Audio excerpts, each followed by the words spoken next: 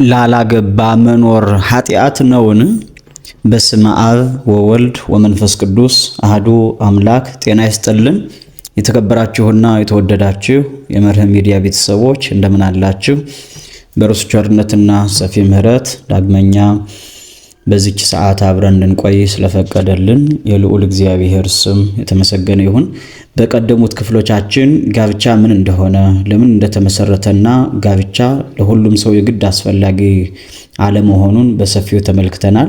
ዛሬ ደግሞ ከዚያ ቀጥሎ በብዙ አበውና እህቶች ልብ ውስጥ የሚመላለሰውን በየዕለቱ የምናሳልፈው ማህበራዊ ህይወት ውስጥ ትልቅ የውስጥ ውጥረት የሚፈጥረውንና በርካቶችን የሚያሳስበውን አንኳር ጥያቄ እንመለከታለን። የዛሬው ርዕሳችን ላላገባ መኖር ኃጢአት ነውን የሚል ነው። ቪዲዮውን እስከ መጨረሻው አብራችሁ እንድትከታተሉ በህይወታችሁም ላይ ቆም ብላችሁ እንድታስቡበት በአክብሮት ጋብዛችኋለሁ። አንደኛ፣ ማህበረሰባዊ ግፊት፣ የዘመኑ ውጥረትና መሰረታዊው ጥያቄ። በማህበረሰባችን ውስጥ ስንኖር አንድ የማይለወጥ የሚመስል የቆየ አስተሳሰብ አለ። አንድ ሰው የተወሰነ የእድሜ ክልል ላይ ሲደርስ በቤተሰብ ዘመድና ወዳጅ መቼ ነው የምታገባው፣ መቼ ነው የምታገቡ የሚል ተደጋጋሚ ጥያቄ ማቅረብ ይጀምራሉ። ይህ ጥያቄ አንዳንዴ በፍቅር ቢጠየቅም አብዛኛውን ጊዜ ግን ባላገባው ሰው ላይ ከፍተኛ የስነ ልቦናና የመንፈስ ጫና ይፈጥራል።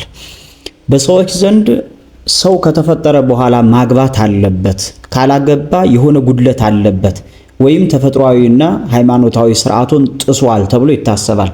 በዚህ ምክንያት ብዙዎች እድሜያቸው እየገፋ ሲሄድ እንደ ወንጀለኛ ወይም ማህበራዊ ኃላፊነት እንደጎደለው ሰው በመቁጠር የብቸኝነትና የእጅ አዙር ማግለል ይደርስባቸዋል።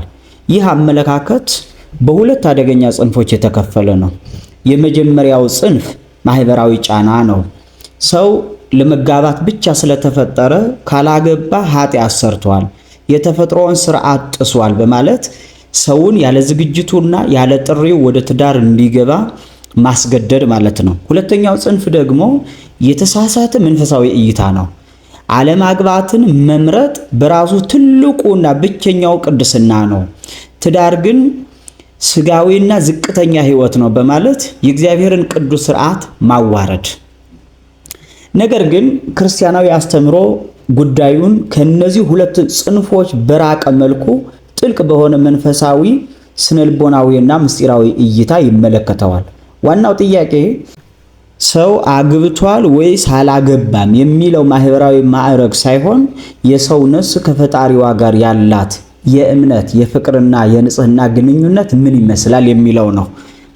ሁለተኛ፣ ያላገባ መሆን በራሱ ኃጢአት አይደለም።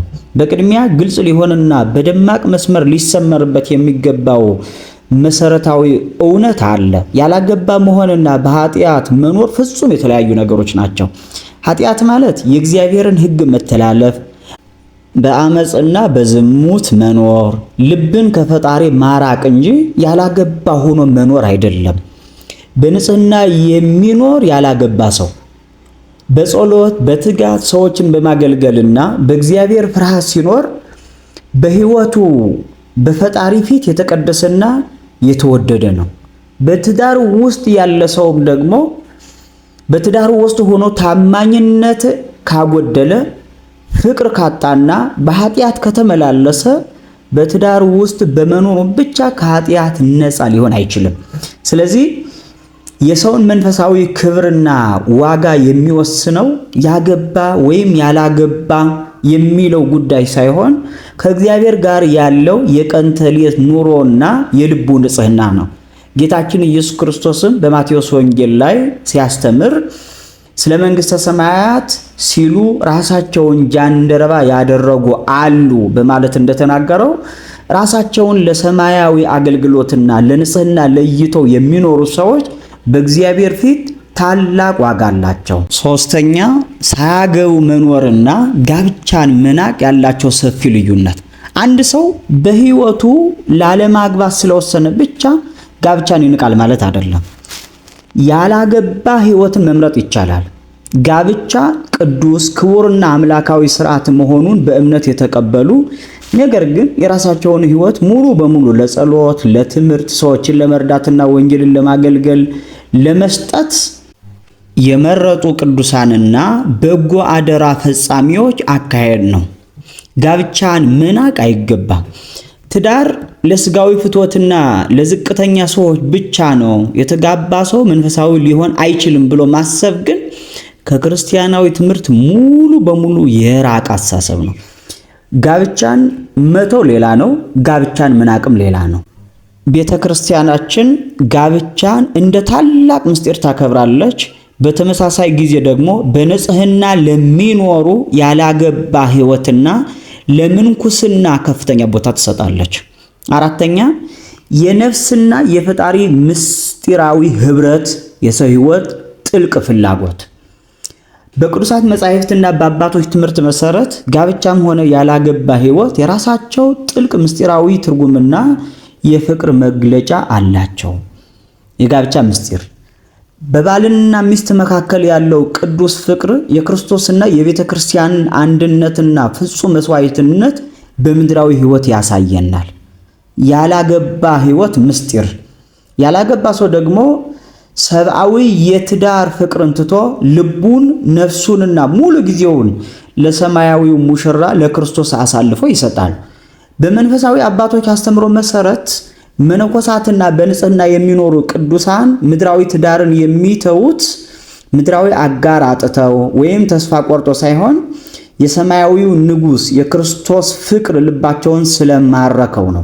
ስለዚህ ያላገባ ሕይወት የፍቅር ማጣት ሳይሆን ፍቅርን ወደ ላቀ ሰማያዊና ማለቂያ ወደ ሌለው የፈጣሪ ፍቅር ማሸጋገር ነው ማለት ነው።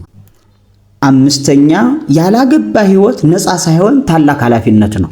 በዕለት ተዕለት ሕይወታችን አንዳንዶች ካላገባሁ ምንም ኃላፊነት የለብኝም፣ የምፈልገውን ማድረግ የምፈልገው ቦታ መሄድ እችላለሁ ብለው ያስባሉ። ይህ ግን የተሳሳተ አመለካከት ነው። ክርስቲያናዊ ነፃነት ማለት እንደፈለጉ የመኖር ፈቃድ ሳይሆን ከኃጢአት ተለይቶ ለእግዚአብሔርና ለሰዎች በነፃነት የመኖር ኃላፊነት ነው። ሐዋርያው ቅዱስ ጳውሎስም በአንደኛ ቆሮንቶስ መልእክቱ ምዕራፍ 7 ቁጥር 7 ላይ ሰው ሁሉ እኔ እንደሆኑ ሊሆን እወዳለሁ በማለት ያላገባ ሕይወትን እንደ አንድ የተለየ የጸጋ ስጦታ ይጠቅሰዋል። ያላገባ ሰው ከትዳርና ከቤተሰብ ጫና ነፃ ስለሆነ የተሰጠውን ጊዜ፣ አእምሮ፣ ጉልበትና ሀብት ለጸሎት፣ ለቤተ ክርስቲያንና ለችግረኞች የመጠቀም ታላቅ ነፍሳዊ አደራ አለበት። ስድስተኛ ሰው ላለማግባት ሲወስን በሕይወቱ ሊያስተውላቸው የሚገቡ ነጥቦች አሉት። አንድ ሰው በፈቃዱ ላለማግባት ሲወስን ውሳኔው በስሜት፣ በብስጭት ወይም በጊዜያዊ ማህበራዊ ፍርሃት ላይ የተመሰረተ እንዳይሆን ጥቂት ጥያቄዎችን በግል ሕይወቱ ሊመልስ ይገባል። አንደኛ የአምላክ ፈቃድ ነው ወይ የሚለው፣ ይህ ውሳኔ ከእግዚአብሔር ጥሪና ከውስጥ ሰላሜ ጋር ይስማማልን የሚለው ጥያቄ መመለስ መቻል አለበት። ሁለተኛ የንጽህና ጽናት፣ ያለ ጋብቻ በንጽህናና በቅድስና መኖርን በጽናት መጠበቅ እችላለሁን የሚለው ጥያቄ መመለስ መቻል አለበት። ሶስተኛ የአገልግሎት ዓላማ፣ የተሰጠኝን ጊዜና ነፃነት ለጸሎት፣ ለትጋት፣ ለእውቀትና ሰዎችን ለመርዳት እጠቀምበታለሁን የሚለው ጥያቄ መመለስ መቻል አለበት። አራተኛ የትክክለኛነት መመዘኛ ነው። ወደ ያላገባ ሕይወት የምመራው ከኃላፊነት ለመሸሽ ሰዎችን በመጥላት ወይም በትዳር ተስፋ በመቁረጥ አይደለምን? እነዚህን ጥያቄዎች በጸሎትና በምክር መመለስ የሰውን የሕይወት ጉዞ መስመር በጥሩ ሁኔታ ያስይዙታል። ስለዚህ የተከበራችሁ የመርህ ሚዲያ ቤተሰቦች የዛሬውን ትምህርት በአንድ ታላቅ እውነት ስንደመድመው ላላገባ መኖር በራሱ ኃጢአት አይደለም። መጽሐፍ ቅዱስ ያላገባ ሕይወትን ራስን ለእግዚአብሔር የመስጠት ሌላው የቅድስና መንገድ እንደሆነ ያረጋግጥልናል።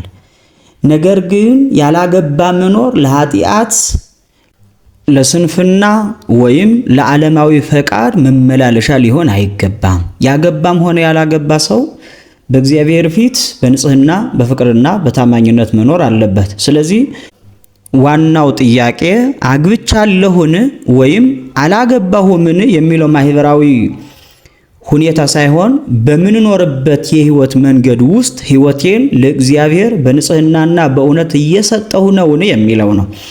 በቀጣዩ ክፍላችን ደግሞ የክርስቲያን ጋብቻ ከሌሎች ጋብቻዎች በምን ይለያል የሚለውን በመጽሐፍ ቅዱስና በቤተ ክርስቲያናችን ትምህርት መሰረት የምንመለከት ይሆናል። እግዚአብሔር አምላክ ሁላችንንም በንጽህናና በቅድስና እንድንኖር በተሰጠንም የህይወት ጥሪ ታማኝ ሆነን እንድንመላለስ ይርዳን።